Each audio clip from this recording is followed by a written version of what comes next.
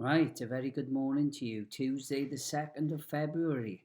And I've decided to go back to the old faithful today as well. We haven't had a riddle of the week for a while, so I've decided every week now on a Monday, even though we're doing it Tuesday this week, we'll set a riddle of the week and I shall reveal the answer on a Friday. So, my question to you today: how many months of the year have 28 days? So that's my question. How many months of the year have 28 days? And we shall get the answer on Friday. Now, if you want to email me the answer to that, that will also be good as well. But I'll announce it on Friday for you. And this morning's assembly, Tuesday's assembly, is about asking for help. And sometimes if you require help or need help, then sometimes you might be frightened to ask for a variety of different reasons. I'm just thinking sometimes in class, if you're stuck on something, it might be difficult to ask for help because you might feel foolish in front of other people.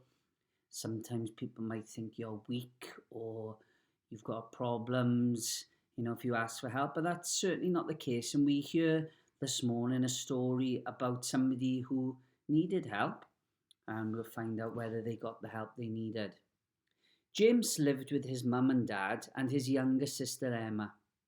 Emma had an illness called cerebral palsy, which meant that she spent most of her time in a special wheelchair. Life wasn't easy for James and his family, but they loved Emma and did their very best for her.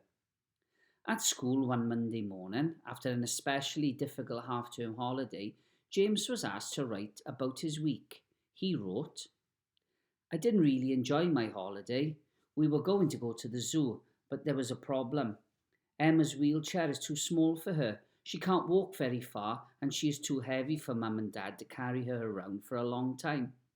So we didn't go to the zoo. We were able to go for a trip around a chocolate factory as well, but we couldn't. Mum said that Dad would take me by myself, but I didn't want to go without Emma. She was looking forward to it as much as me, and she loves chocolate as much as I do. We all want Emma to have a new wheelchair." As James's teacher, Miss Stevens, marked his work that night, she had a tear in her eye. James was quite a private little boy who didn't talk much about his family. It wasn't that he was embarrassed, but life was far from normal, as he really didn't think that people would understand. This piece of writing had given Miss Stevens an idea of how difficult life was for James and his family. She decided to talk to James's mum when she picked him up from school the following afternoon. Why do you think she might want to speak to James's mum? The next day, James had to admit to being a little worried when Miss Stevens asked to speak to his mum. Had he done something wrong? Was his work not good enough? But Miss Stevens made it clear to James and his mum that there was no reason to be worried. She had James's literacy book open and she showed his mum the work he had done the day before. James's mum looked sad and a little embarrassed, but she explained that they were trying to save enough money to buy Emma a larger motorised wheelchair. This new wheelchair would be more comfortable for Emma and allow her to do more things for herself.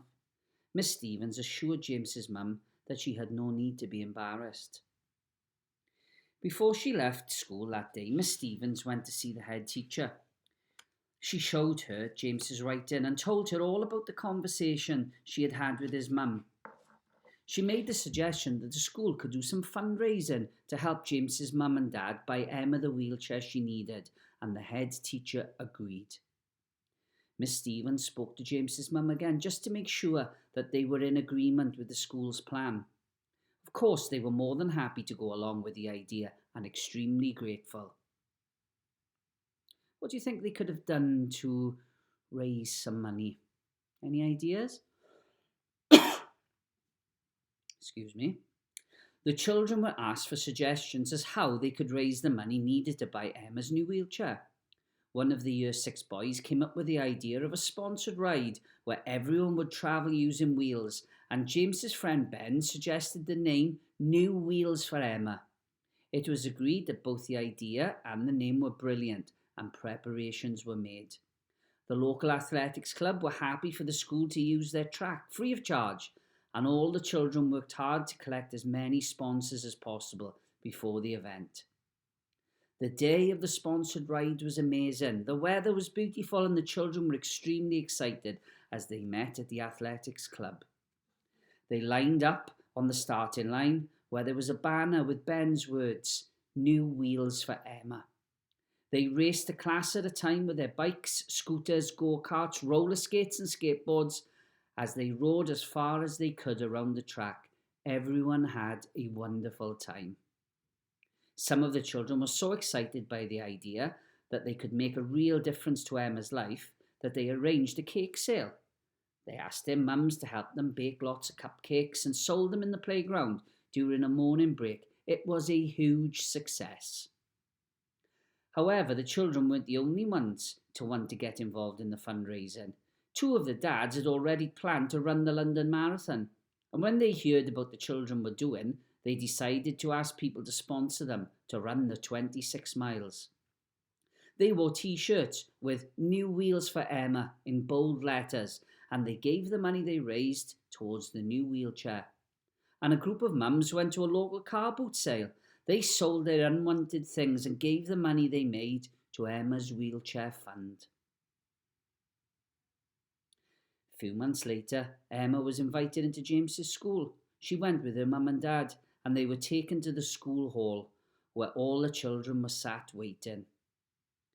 Emma was sat in her small old wheelchair, and Miss Stevens explained why she needed a new chair.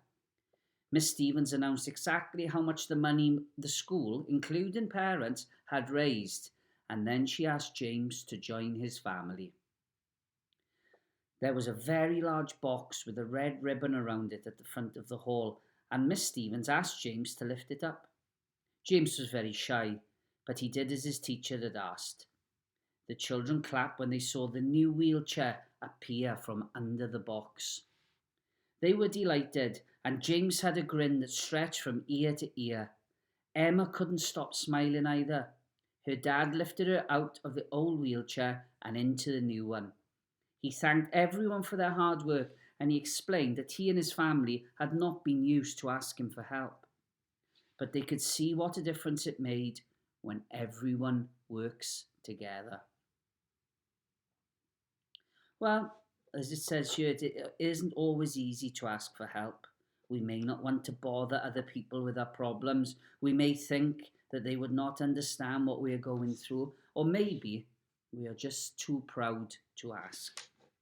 It isn't always easy to work together either, but when we do, it makes such a difference. Oh, what a story. And, there's lessons to be learned for the current pandemic, isn't it? Some of us may be struggling. Some of us may be finding things hard.